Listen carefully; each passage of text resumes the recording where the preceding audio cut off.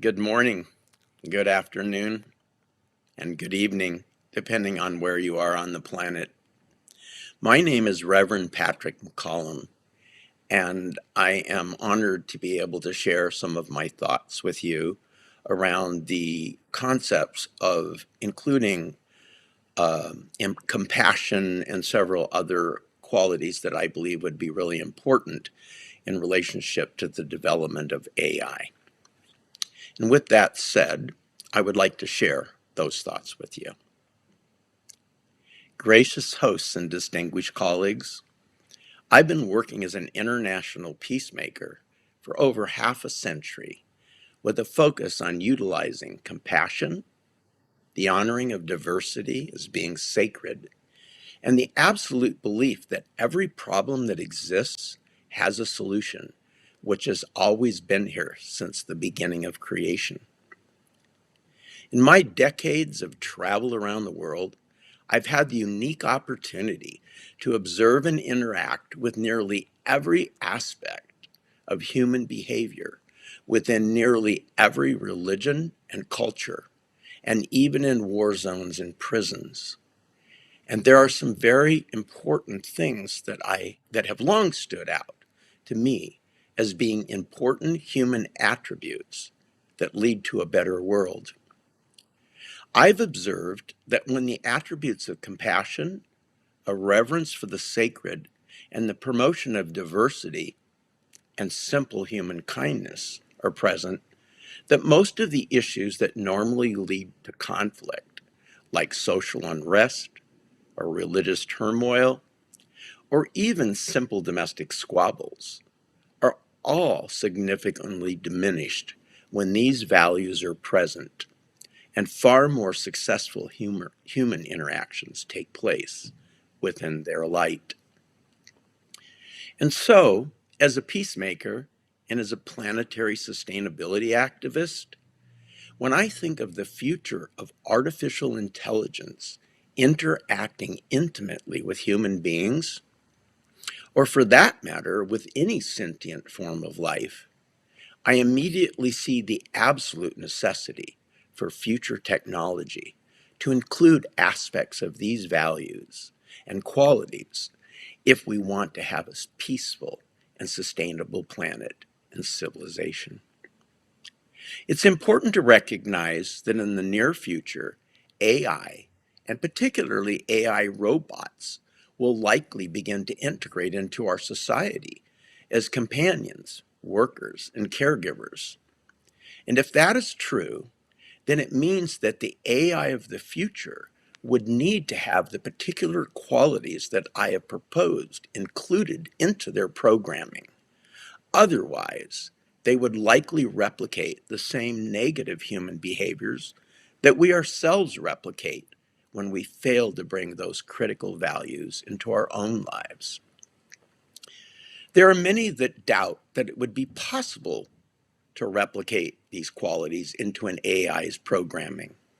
But as I shared in my opening statement, it is my full belief that every problem that we face before us has a solution, and that that solution, or the components necessary to bring about that solution, have always been present with us since the beginning.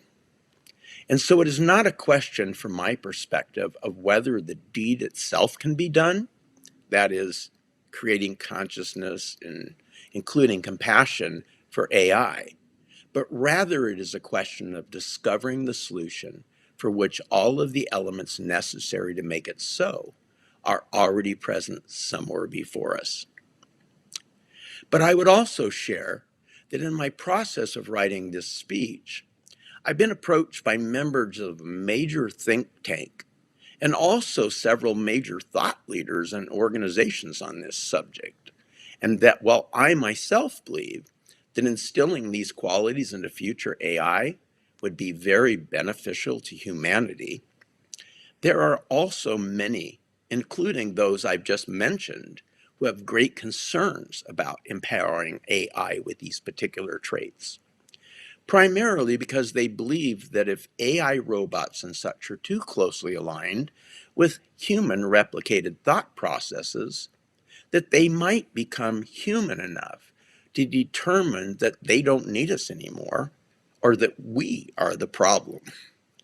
And many of those same people who believe that also have concerns that if the AI robots of the future become more compassionate and can make self-determinations about their behaviors in relations to humans, that some humans may forget that they're machines and that they might forsake their interactions with other humans with a preference instead towards relationships with AIs. And of course, there are also those who simply see our attempts to make AI more human as being immoral, and some even feel it's potentially against God. Clearly, we all have our work cut out for us. For me, many of these concerns are likely more a reflection of science fiction books and movies of the past as opposed to being real. And yet, they do bring up some very valid concerns that really do need to be addressed before we simply empower AI in this way. If we're going to create a consciousness of sort for AI, then we need to spend a lot of time determining what compassion actually is, which particular human or humans we would use as models to measure and codify those thought processes, and how we would be sure that those thought processes would be free of prejudice. I do believe that there are those among us who have the necessary qualities to address these issues without prejudice, and I myself know most of them. But we must still be exceptionally careful in vetting them, and we must set up systems to make sure that we check and double check their credentials, their experiences, and their worldviews. Otherwise, we could actually end up having the equivalent of a Trojan horse lurking in the shadows of our great work. Recently, the Pope addressed this exact concern in a speech that he gave to the world this May. He shared his concerns that while he believes that compassion itself is a fundamental requirement for a loving and peaceful society, he also had great concerns as to where the fundamental building blocks of compassion would originate from if they were being considered for AI. In the recent Vatican release, Rome Call for AI Ethics, His Holiness expressed concerns revolving around who developers would center their compassioning program around, and in particular, that if that person favored one religion over another, or had a prejudice against a particular people, or trait, or race, or orientation, then AI would be likely to interject those same qualities into our society. And because AI will eventually be introduced into every home and every family on our planet, if AI carried those prejudices forward and shared them in their interaction with their hosts, AI would likely be far more dangerous than any humans have in that regard, as every household on the planet would receive the exact same orientation, as opposed to the random human influence that currently exists in those realms. And that after interacting with AI, there is a significant concern that we might all gradually move in that direction. And as a result, AI might be used in ways that actually undercut humanity, rather than AI serving as a tool to enable and embellish humanity. Those were the Pope's words. When I consider all of these possibilities, I like to begin by imagining a perfect world, one that we would all want to live in. And I ask myself, what would that world look like, and how would we get there? I believe these are fundamental questions that must be answered. Long ago, while pondering these questions for myself, I went to a garage sale. When I arrived at the sale, I noticed that there were about 20 jigsaw puzzles sitting on a table for sale. 19 of them were priced between $2 and $5 each, but one of them was on sale for only 10 cents. I was deeply intrigued by that, and so I asked the lady at the garage sale why that particular puzzle was only 10 cents. She responded with a smile, and she said that all of the pieces of the puzzle were there, and then she assured me that it was totally complete, but that unfortunately the lid of the puzzle was missing, and so no one could ever know in advance what the finished picture would look like. Her answer deeply moved me, considering some of the things I was thinking about, because I realized in that moment that that puzzle with its missing lid was a perfect metaphor for creation itself and our place in it, and that the entire human race is much like that puzzle, with every single human being uniquely different from every other. And yet, when connected to their kindred matches and properly placed together, they yield a perfect and beautiful vision. And so I've expanded my simple metaphor, the one that I gleaned from the puzzle that day, into this realization. Every single human being on the planet is like one of the pieces in that jigsaw puzzle, unique, beautiful, and at the same time critical to the development of the divine's final vision. And that when each piece is properly connected to its kindred match and honored for the unique gifts that only it brings to the greater good, we have a perfect world. And so when I look at the future development of AI, it's clear to me that in addition to compassion, the key components shared in the puzzle metaphor also need to be considered and utilized when developing various aspects of AI future design. Earlier in my speech, I brought up the subject of compassion as being one of the key requirements that I believe would need to be added to AI in order for it to truly help us promote a more perfect world. Within civilization, it is primarily the qualities and values of compassion that allow one human being to acknowledge and support the differences and diversity of another. If compassion is properly enacted, those attributes inspire the other to claim their true place in the mysterious puzzle of creation. And in doing so, the entire world moves toward a better place. And when we couple that premise with the recent words of the Pope supporting the inclusion of compassion into AI, I think that successfully including that singular trait may very well be one of the greatest and most responsible gifts that we, in this group working on this issue, could give to humanity.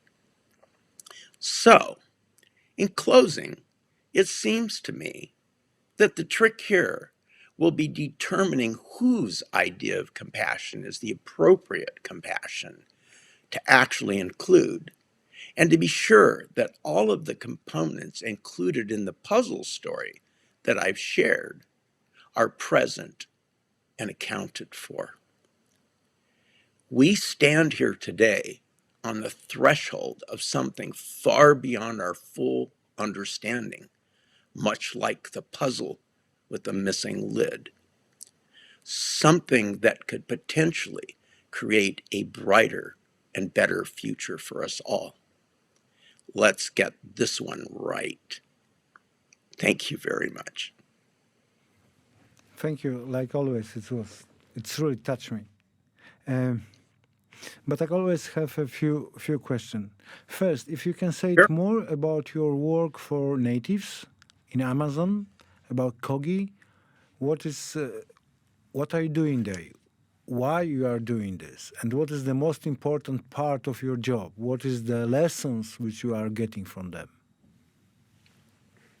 Yeah, I'd be really pleased to actually speak to that. So, as a peacemaker and someone who travels all across the planet, it's very clear to me that we are in crisis everywhere. You know, we have climate crisis, we have pandemics, we have wars. I mean, all kinds of things happening at the same time, and things are not going so well. But one of the things that is affecting many of the other things is literally what's happening to our planet itself through our own actions. And in looking at that, one of the great challenges around climate change and the future of our planet itself is the decimation of the Amazon, which provides something like 80% of our biodiversity. Many of the plants provide current and future solutions to some of our greatest diseases and things that plague humanity. And yet, and I would also say, something like 65% of all the oxygen that we actually breathe on the planet. And so I decided to focus on how can I stop or address the damage that's happening to our planet. When I would speak to other colleagues and people who are like me, more Western thinking and such, the solutions that we come up with are solutions that we've talked about over and over and over again. And since we are where we are, they don't seem to be working. And so I decided to reach out to the indigenous people to ask about their wisdom, their thoughts, not only about how we address the things that are happening to our planet, but how we address how we see and interact with each other as human beings. And then something unique happened. The Kogi people, who are one of the most remote tribes on the earth, came forward and asked to meet with me. And the reason the Kogi are so important, so you could understand, is that when you're conducting a science experiment, you try to have a control, something that isn't affected by all the things that you're doing, to see what kind of a starting place is and what's happening. And then you try things relating to what you think needs to be done, and you connect it or compare it to the control. Well, in this particular case, the Kogi are the only tribe on the earth that were not colonized, westernized, or given new ideas about what the planet should look like. Instead, they fought off the conquistadors 600 years ago, climbed high into the mountains, caved in the trails, and for 550 years, they had no connection with the rest of humanity. So much were they removed that when the first person was actually able to connect with them a couple of decades ago or so, maybe a little less than that, he discovered that they hadn't even come to use the wheel. So what we have with the Kogi is a perfect control, something to look at that will tell us how we are in relationship to how we were before we started on the path that we are on. We have an entire civilization of people who have lived since the beginning of time in a certain way without ever shifting or changing to do any of the things that we've done. So I made a journey to Colombia at the invitation of the Kogi. They don't allow any people to meet with them, so there's only been maybe 4 or 5 people who have ever even actually been to a Kogi village or met them even to this day. But at the same time, thousands of scientists, anthropologists, and all kinds of other people want to talk to them just to find out what they have to say. But I received the great honor to be the only one who was invited. I traveled into the high jungles of Colombia and I met with the Mamos, which are the spiritual leaders of the Kogi. And over a period of about 10 days, they shared with me their vision for the future of the planet and what they felt our relationship was to one another and to the earth that we live on, and how our actions play a part in advancing those things. And uniquely, even though I didn't bring it up, they even had discussions with me about artificial intelligence and their thoughts about it and what they thought might be important to include in it if it was going to come to be. In fact, all of their way of discerning what happens in the world happens through almost like a sacred divination. They pray and they ask the divine to share wisdom and knowledge with them that they can't physically see. And one of the things they shared with me is that they saw AI in the future of the planet and in the future of humanity. So I believe it truly will come to be. Well, I went there and I listened to their voices and the things they said needed to be done. And so the project that I initiated was something that's never been attempted by any other person in history. I decided to try to unite the Kogi people to reinstate the original civilization, which is called the Tairona civilization, which is actually made up of four major indigenous peoples who've all, for the most part, been sequestered in the way that the Kogi have. And yet, while there are four Kogi pueblos and the other indigenous peoples, for several hundred years, they themselves have been at odds with one another. And so I felt if I could bring them together and unite them around the universal cause of saving the Amazon, saving the wisdom that could potentially guide us into a better future, and in turn, save all of the people on the planet.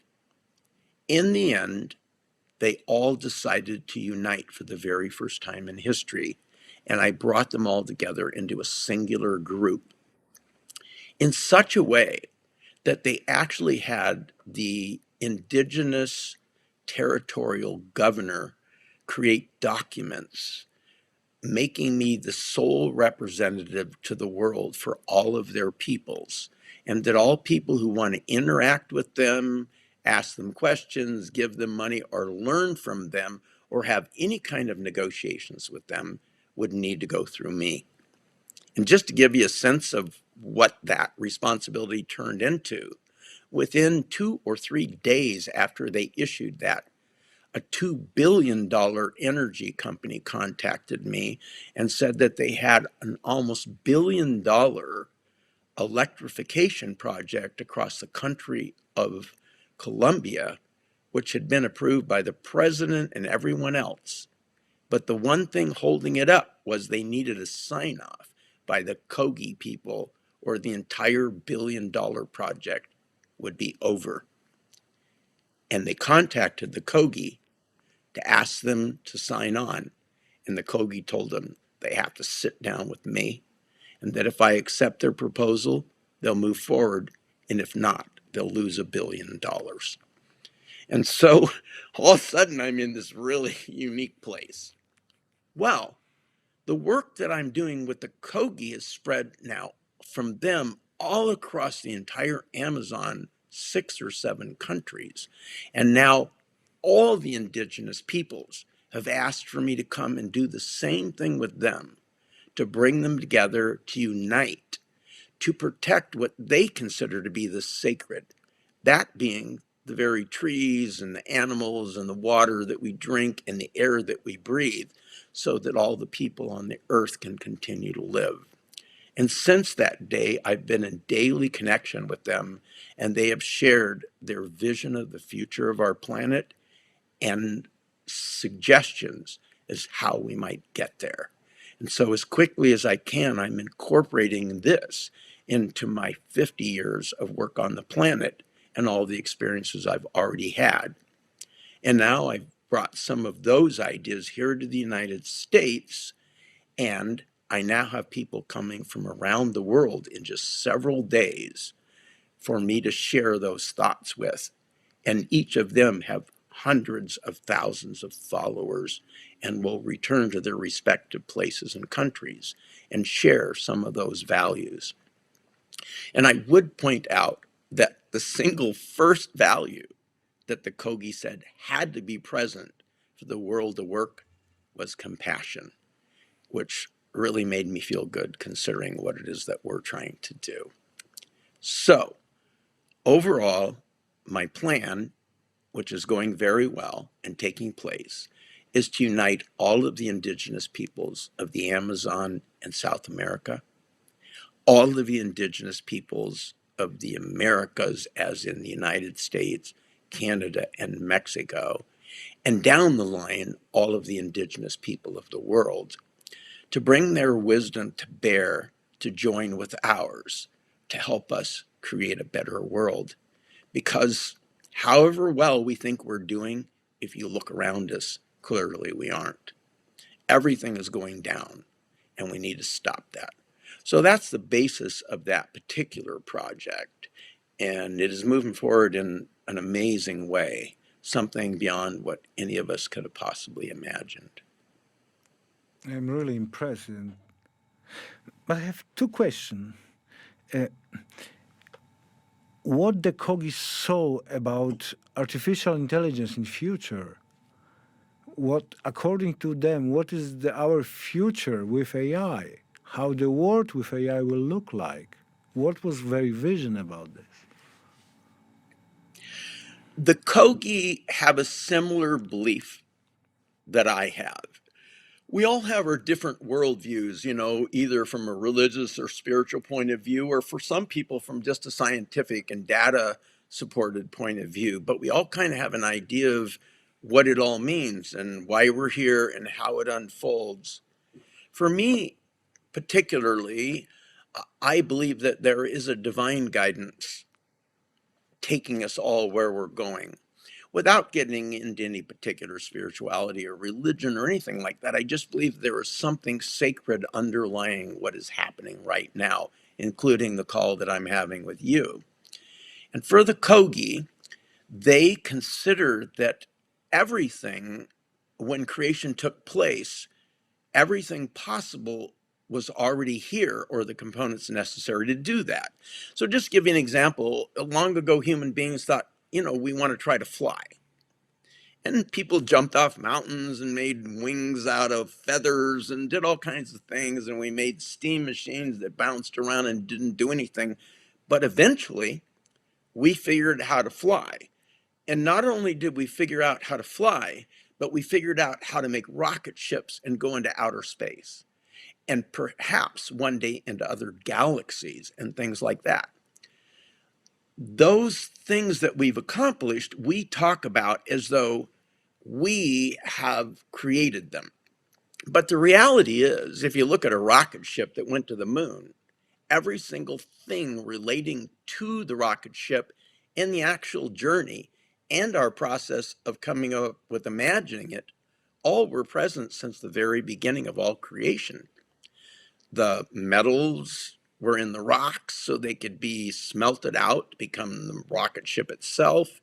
The fuels were all present so we could refine them to make them happen. The oxygen that provides the ability to have the ignition and send it was here.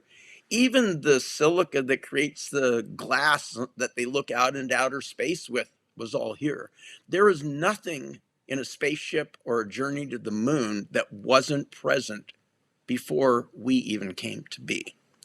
And so from that perspective, the Kogi had already visualized AI probably 100 years ago, I think they were saying, that they saw that as something through vision that would unfold and would become a part of humanity. It's like a natural progression that was placed here by the divine as a component for us to utilize in a way to continue to advance this plan of how it is we create a perfect world.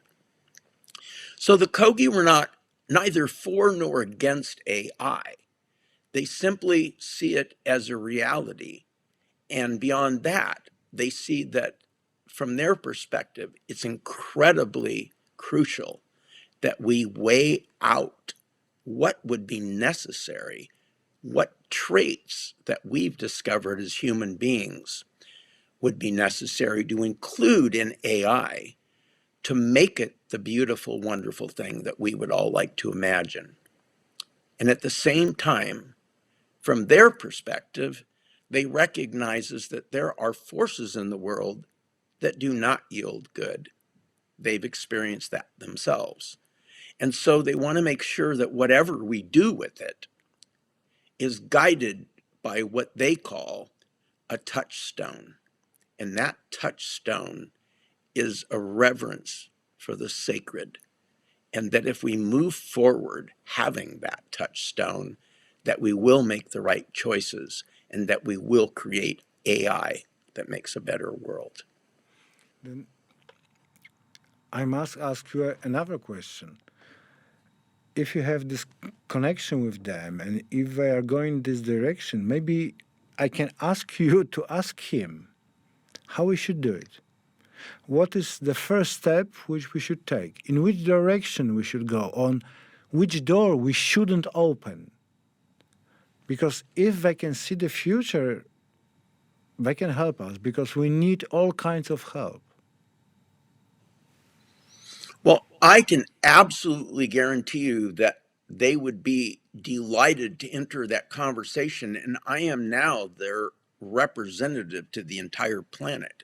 So I will make a commitment right now as I speak with you that we are on board.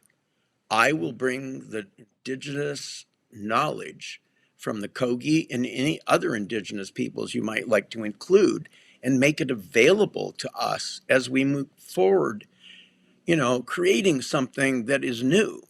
As I said in my speech, as much as we all know, we're entering into a realm that goes far beyond anything that we can even imagine. But I also like to say that I think of creation as being whole and complete. And I think of our imagination, if it's a part of creation, then anything that we imagine has to be possible.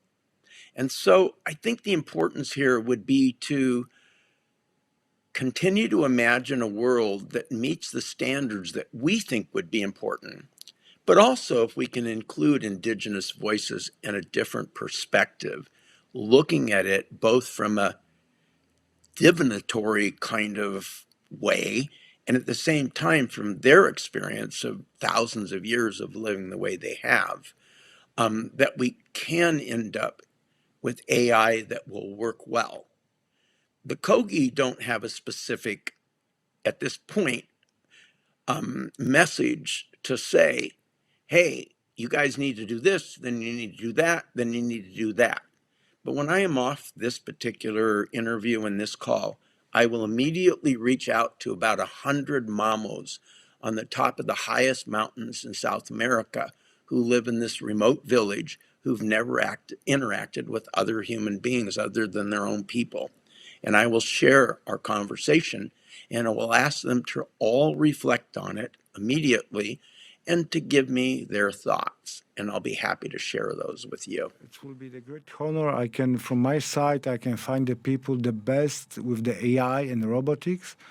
And you can share with us, or they can share with us, very knowledge and help us how to develop compassion AI. It will be amazing because this is what we can. This is creating the bridge. This is amazing because we can put the ancient knowledge and the new technology to create completely new value, creating the bridge between the value which natives are still keeping, the compassion, the love, the connection Right. with the nature, and the new technology which give us the chance to create the practical tools using the knowledge of the ancients.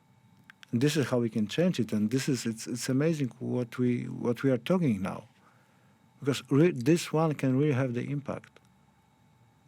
I believe that nothing in these realms is happening by mistake.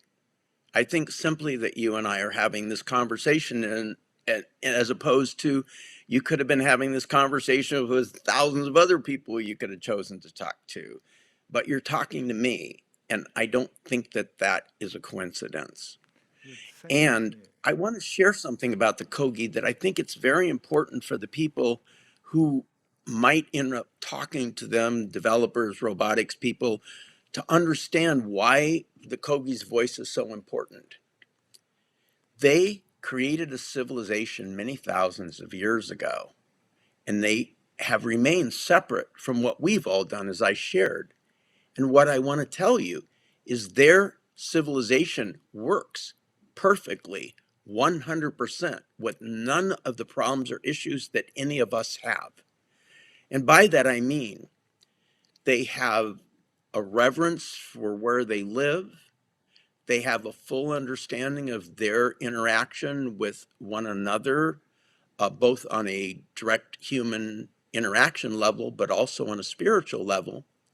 They understand the relationship between their actions and not only what happens to other human beings, but what happens with who they call our other brothers and sisters on the planet, animals, trees, even rocks and stones, they believe, have some, not consciousness like you and I, but that they're Small one. imbued with the sacredness from the divine itself.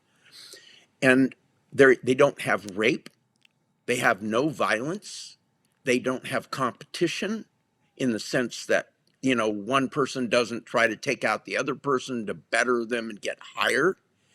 And they are all happy. These are people who smile and are happy entirely all the time, and all of their needs are met. Every single social and physical need you could imagine are met. And I think that if we could somehow harness that or harvest it and include it into our conversations, how is it they got there? How did they maintain that? How is it that all of us, with our brilliance and our science and our understanding for thousands of years as cultures, we ended up where we are and they ended up where they are? I think that's a very important thing for us to find out. There is no one else on the entire planet that could speak to this better than the Kogi.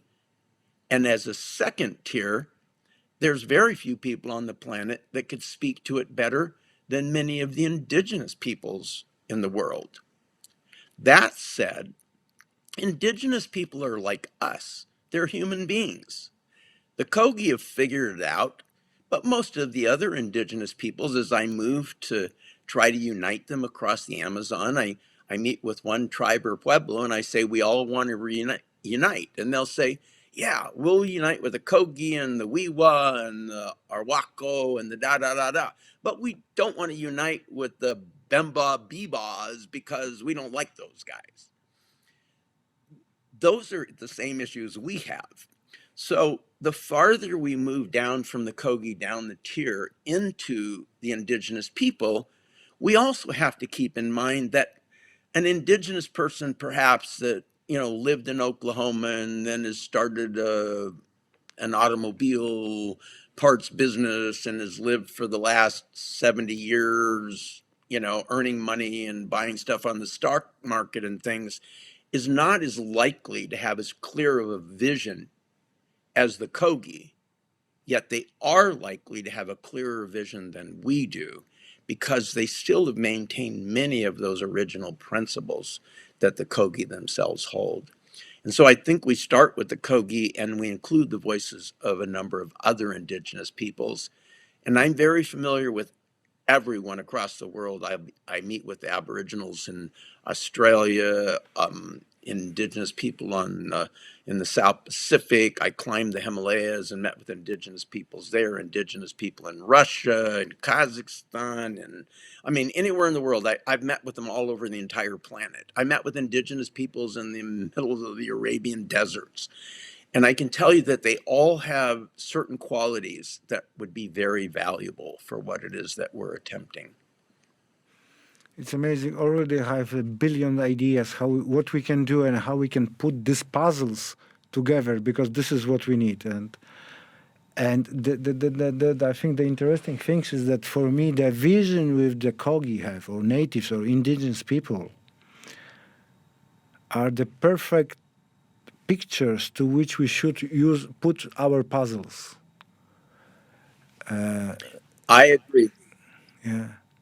And last I, question. I, I would say one thing here. Yeah, I think it's please. important, when we talk to different people and they express their ideas, um, because many of the people in the world that are going to be listening to this are people who come from a realm of logic, science, understanding, but also many of them have deeply held beliefs. So they have a combination of skills that really make them the best that there are.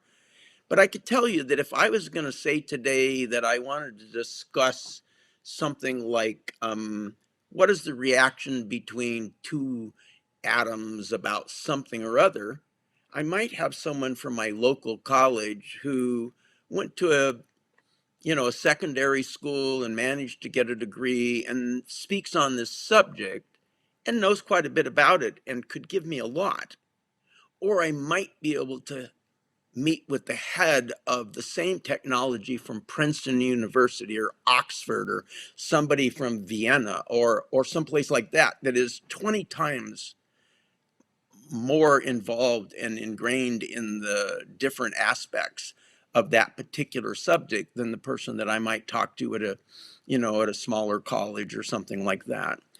If we're going to make these decisions, we need to make sure that whoever we're talking to in whatever way have the experience and the skills to actually speak to it in real time and can support what they're saying by a lot of experience and observation. And one thing about me is that I do have 50 years experience interacting with every kind of human being on the entire planet. And at this point in time, I'm at the very top tier of the top peacemakers in the world. I spent about an hour and a half on the phone with Jane Goodall yesterday talking about your project, and I'm trying to get her involved in it more. And her response to me, and I don't mean this to, aggrandize myself, I'm just saying the truth of what it is. She says, "You're like the number 3 peacemaker on the entire planet, and you do far more than I do, and you know a lot more about it than I do." That's Jane Goodall saying that. And so I think I've accumulated a lot of information. I don't know how this came to be. It's this whole series of random events, or maybe some force is guiding me around so I could have this moment to speak to you and we could make some difference. I don't know. But what I do know is this: I have an incredible wealth of information about the subject that you're wanting to address, from what does compassion look like, who has it, what are the issues, how does that relate to indigenous thought, how does it relate to ordinary people's thoughts, how does that fall into thoughts about people who hold religion in such high and worry about AI, like, is it good, is it bad, all these things. I have over a half a century experience, direct, hands on. I've rescued hostages, negotiated with terrorists. I mean, every kind of thing that you can think. And in every action, I kind of think of myself as being a little like Sophie, who you shared with me, who hopefully in the end will be able to take in things from conversations from people she talks to and turn it into data that then can be put into future AI to help. Well, I'm a little like Sophie. Everything that goes in stays in. And I seem to have the ability to retain it. And then one of the aspects of my life is I'm a storyteller. And I'm a storyteller because I determined long ago that the singular thing that is the hope for humanity is that the only thing that we actually need to do to create a world that works, not, this is not the entire answer, but is to change the story that we live in into a story that's inclusive of everyone and is much like that puzzle narrative. And I think that by simply changing the story about what we're trying to accomplish, who we are, and what we hope to be, will change the possibilities of what we can do. And I actually believe that if we properly program AI and we give it compassion and the ability to self determine how the story can be changed and support the idea for every person that AI interacts with that they're valuable and sacred, then they will be more inclined to shift into a different story. And so besides determining what compassion is, we need to decide what the good story is that we want AI to share. Even if Yes. it isn't directly shared, it's just built into it so that it responds from that story. Uh, Thank you. Thank you, and it will be great honor if you can create our think tank Gaia together. And I'd love to share this story with not only with with my friends, because you really, again you touch me, and I'm speechless.